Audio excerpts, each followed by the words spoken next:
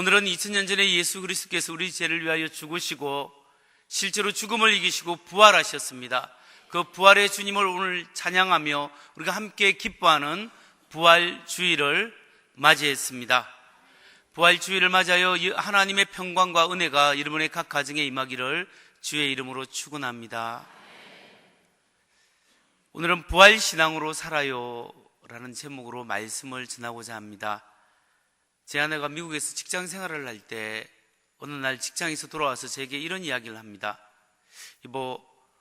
내 직장에 나이 60세 정도 되는 간호사 분이 계시는데 그분이 한 가지 의무만 해결되면 예수님을 믿겠다고 한다고 이야기합니다.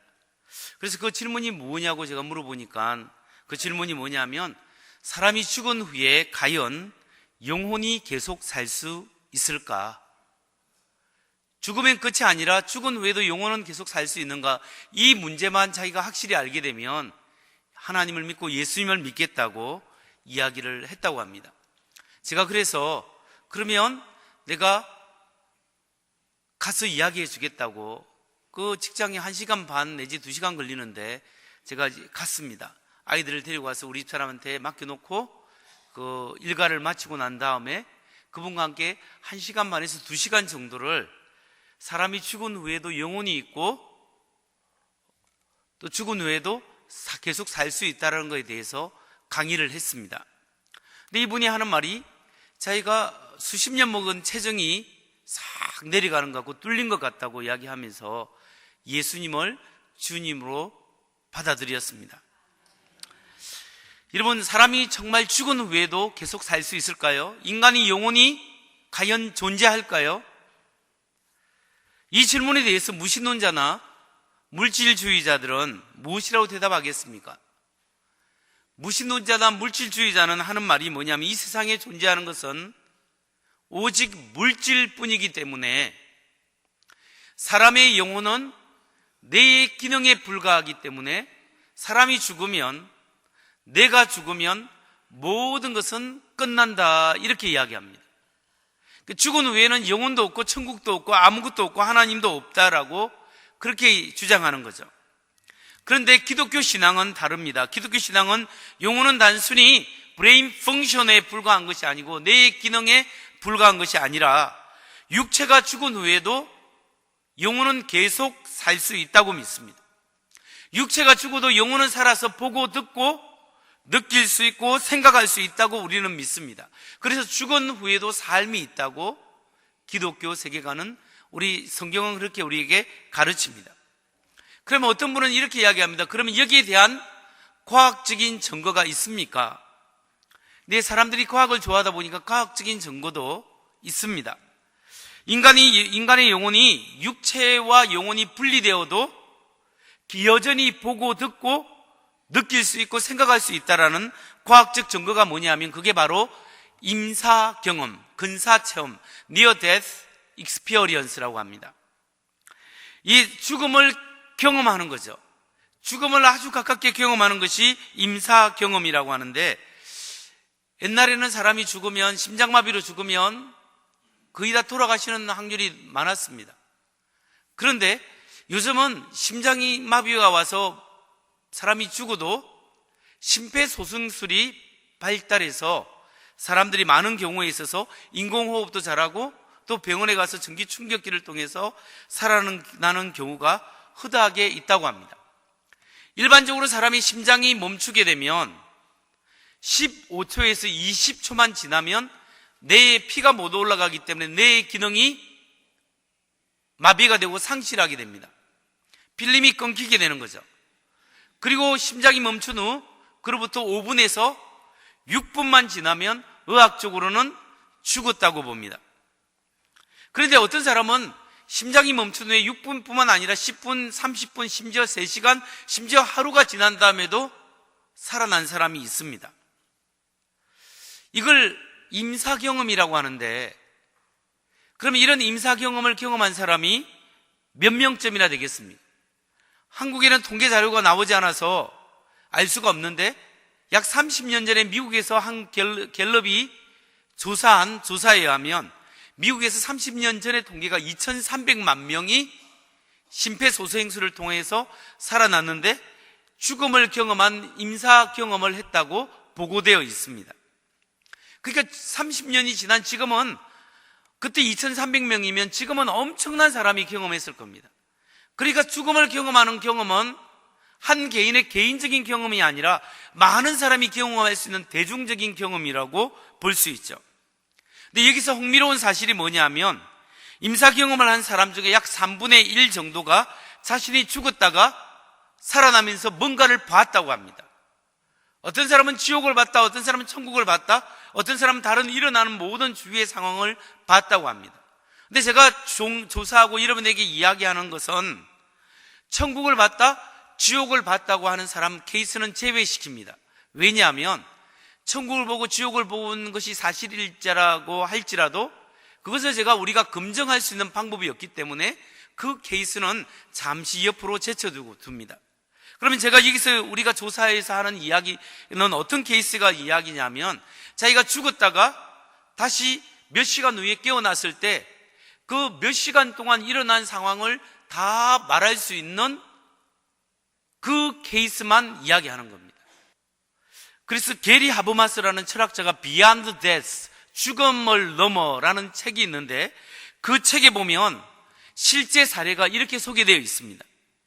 심박정지로 고통받는 11살 소년이 있었다. 그가 병원에 있을 때 적어도 20분 동안 심장박동이 멈추었다. 이 시간 동안 그 소년은 병실 천장에서 아래에 있는 자기 몸을 쳐다볼 수 있었다. 뿐만 아니라 의사와 간호사들의 대화와 행동들을 다 듣고 관찰할 수 있었다. 그 소년이 회복된 후에 그는 정확하게 응급처치의 과정을 설명할 수 있었고 응급실에 있는 장비의 위치와 색깔들을 말할 수 있었다.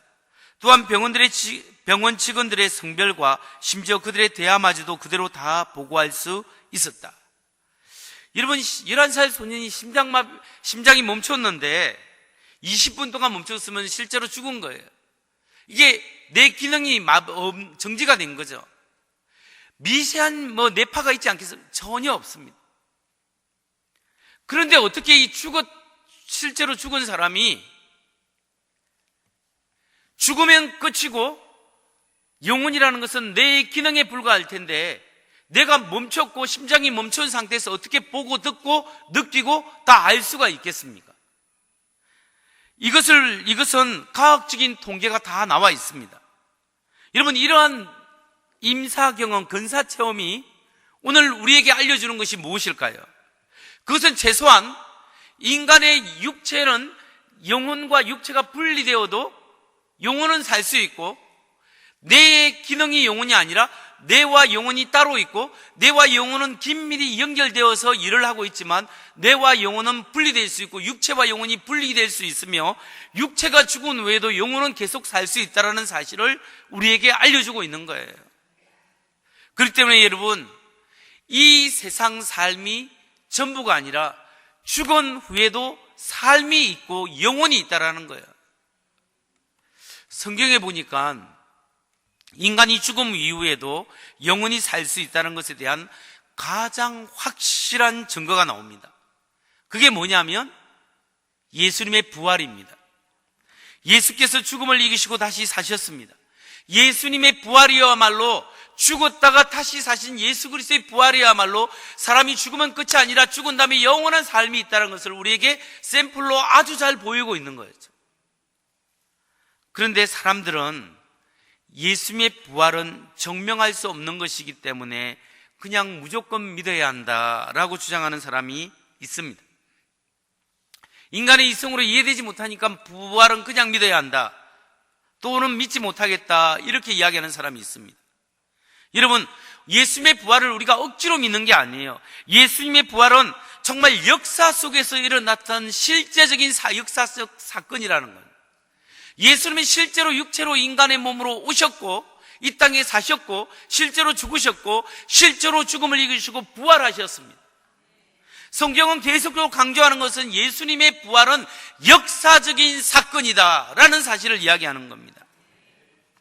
그러면 어느 분은 이런 질문을 합니다. 목사님, 예수님의 부활이 역사적 사건이라는 사실을 역사적인 증거가 있습니까? 믿어야 될 타당한 역사적 증거가 있을까요? 여러분, 예수님의 부활은 이 세상에 일어난 기적 사건들 중에서 가장 확실한 역사적 증거가 있는 거예요.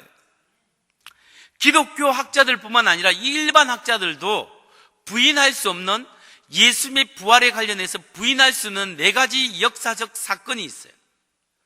부활에 관련된 4가지 사실, 지난번에도 제가 설명을 했는데, 그 첫 번째 역사적 사실은 뭐냐면, 예수님은 실제로 십자가에 못 박혔고 무덤에 묻혔다라는 거예요.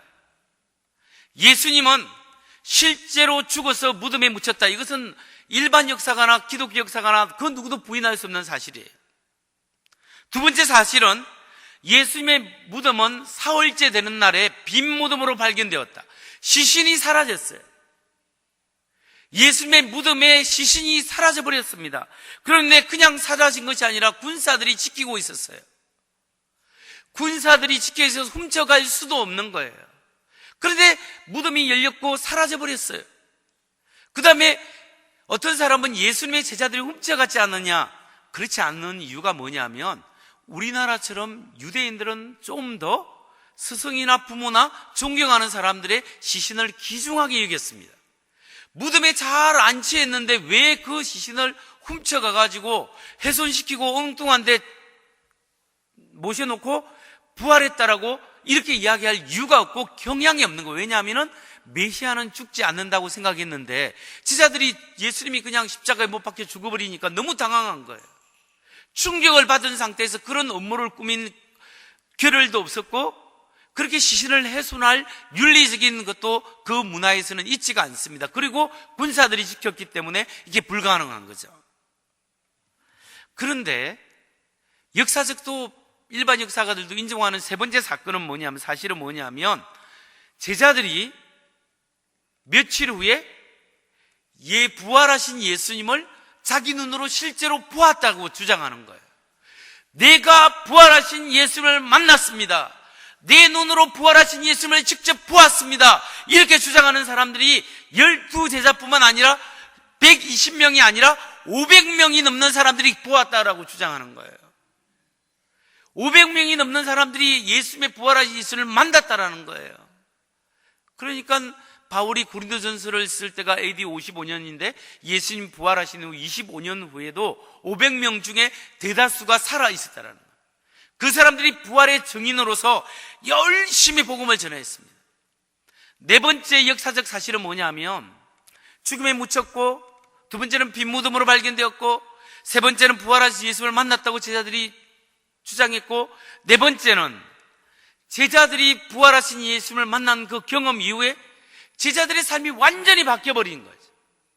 예수님이 십자가에 못 박혀 죽을 때 제자들이 어디 갔습니까? 거의 모든 제자들은 다 도망갔습니다. 여인들만 예수님 앞에 있었고 요한만 예수님 앞에 있었지 다른 사람 다 도망간 거예요. 멀리 있었던 거예요.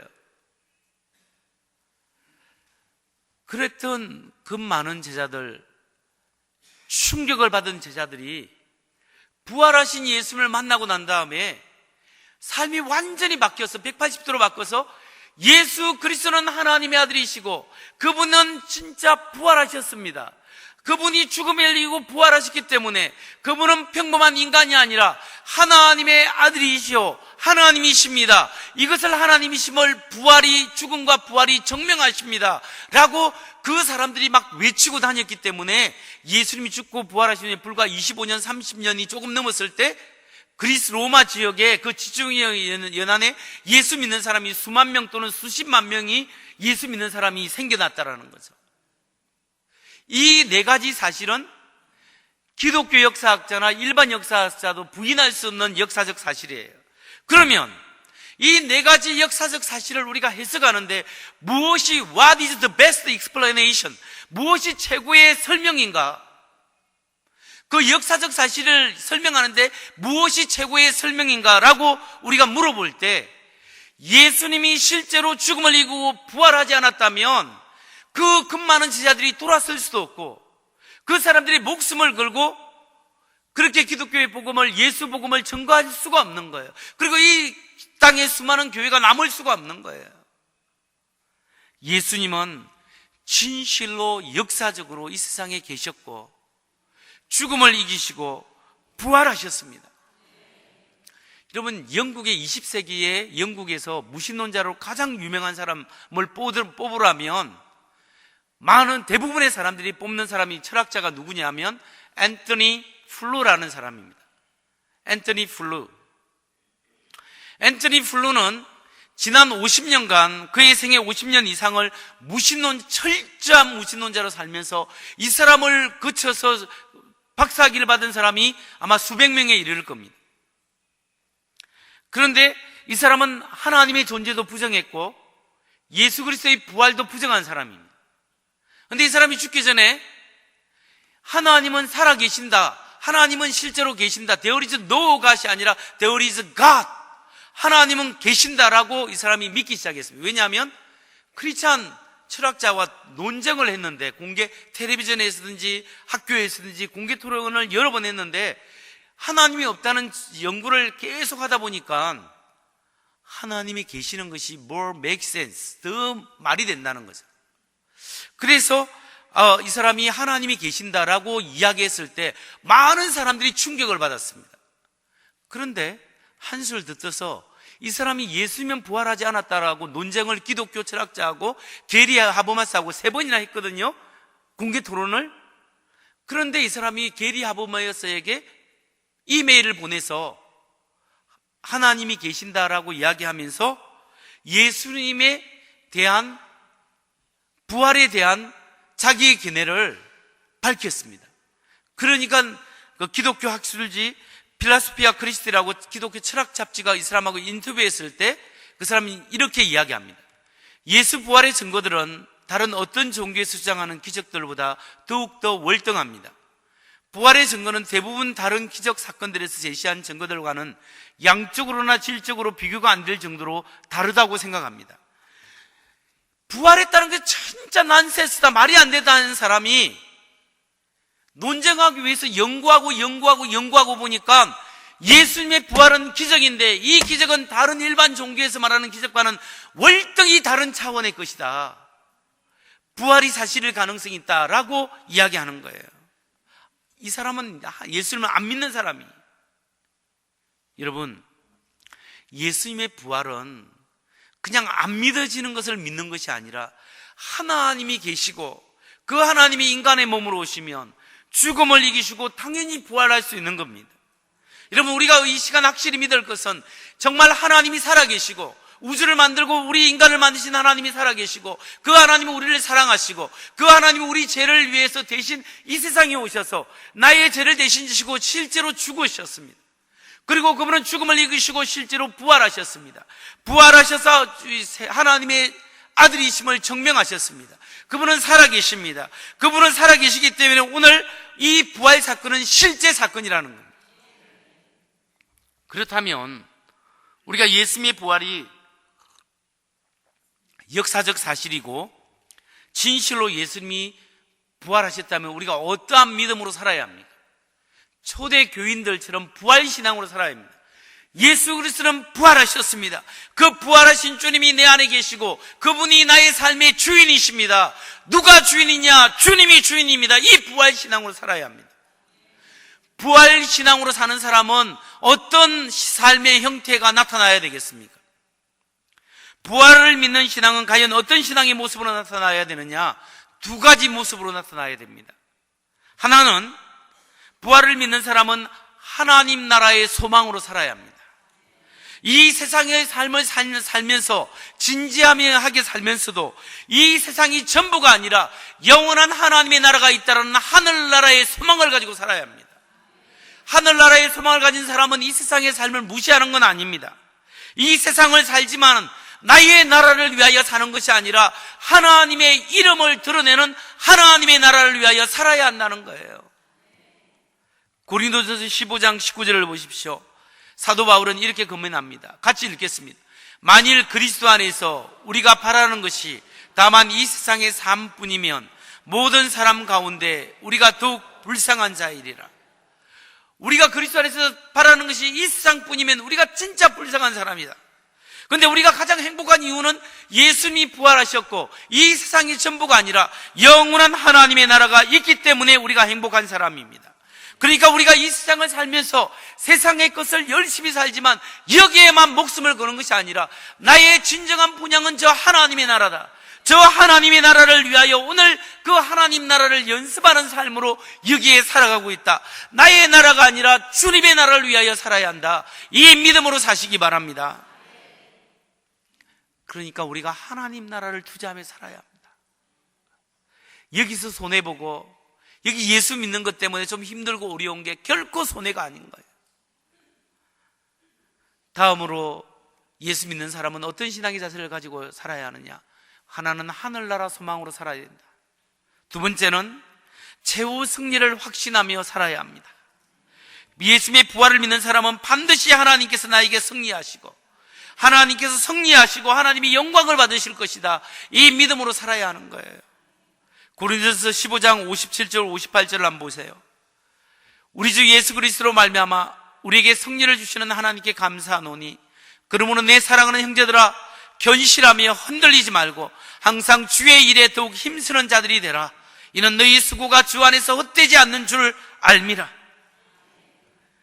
여러분, 고린도전서 15장 57절 예수님의 부활에 대해서 언급하면서 결론이 이겁니다. 우리 주 예수 그리스도로 말미암아 우리에게 승리를 주시는 하나님께 감사하노니, 우리에게 승리를 주시는 하나님께 감사하노니 흔들리지 말아라. 주의 일에 힘쓰는 자가 되어라. 수고가 주 안에서 헛되지 않는다. 그렇게 건면합니다. 부활신앙으로 살았던 사도 바울은 이렇게 고백할 수 있는 거예요. 로마서 8장 18절에 보면 생각하건대 현재의 고난은 장차 우리에게 나타날 영광과 비교할 수 없도다. 현재의 우리가 겪는 고난은 장차 나타날 그 영광에 비교할 수가 없다. 여러분, 주님 다시 오실 그날이 있습니다. 그날은 우리가 언제인지 모르겠습니다. 우리 때 생애 때 올 수 있고 다음 세대에 올지만 내일 오실 수도 있지만 우리가 그 하나님의 나라를 살아갈 때 고난이 있고 어려움이 있고 때로는 헌신하고 싶지 않은 경우도 있습니다. 그러나 여러분, 오늘 여러분과 제가 경험하는 이 어려움으로 끝난 것이 아니라 하나님 앞에 섰을 때 엄청난 하나님 앞에 칭찬과 영광이 그날이 있음을 믿고 여러분이 오늘 내 것 이것 때문에 움켜잡고 이것 때문에 너무나 마음 아파하고 내가 잡은 이거 놓치지 않게 너무나 원수지고 살지 마시기 바랍니다. 우리는 하나님의 나라가 있습니다. 예수님이 부활하신 것이 증명하는 겁니다. 그러니까 여러분, 하나님이 여러분에게 축복하시는 것도 축복이에요. 하나님이 때로는 어렵게 하는 것도 나의 영적 성숙을 위한 축복인 줄 믿으시기 바랍니다. 주님 붙잡아야 합니다. 말씀을 마칩니다. 우리가 부활을 신앙으로 산다는 게 뭐예요? 부활하신 주님이 나의 주인 되셔서 오늘 나의 삶을 다스리신다는 믿음이 있어야 합니다. 부활하신 주님이 오늘 나의 삶을 다스리고 계신다. 주님 오늘도 인도하시고 주님이 주인이십니다. 이 믿음으로 사시기 바랍니다. 그래서 이 땅에 열심히 살고 땅에서 열심히 성실히 하지만 이것만이 전부가 아니다. 이것도 축복이고 더 큰 축복이 있다. 하늘의 소망, 하나님의 나라를 위하여 헌신하시기 바랍니다. 그리고 때로는 힘들고 어려운 분이 있습니까? 최후의 승리가 주어졌다. 주님의 십자가 부활로 말미암아 승리하셨듯이 우리의 삶을 주님을 붙잡고 살아가는 자에게는 반드시 최후의 승리가 내 것이다. 이 믿음으로 장차 하나님께 받을 그 영광이 있다. 그 믿음으로 사시기 바랍니다. 그럴 때 하나님께서 오늘 여러분의 삶을 붙잡고 부활하신 주님이 나의 실제 나의 삶 속에 역사하는 놀라운 은혜가 있기를 주의 이름으로 축원합니다.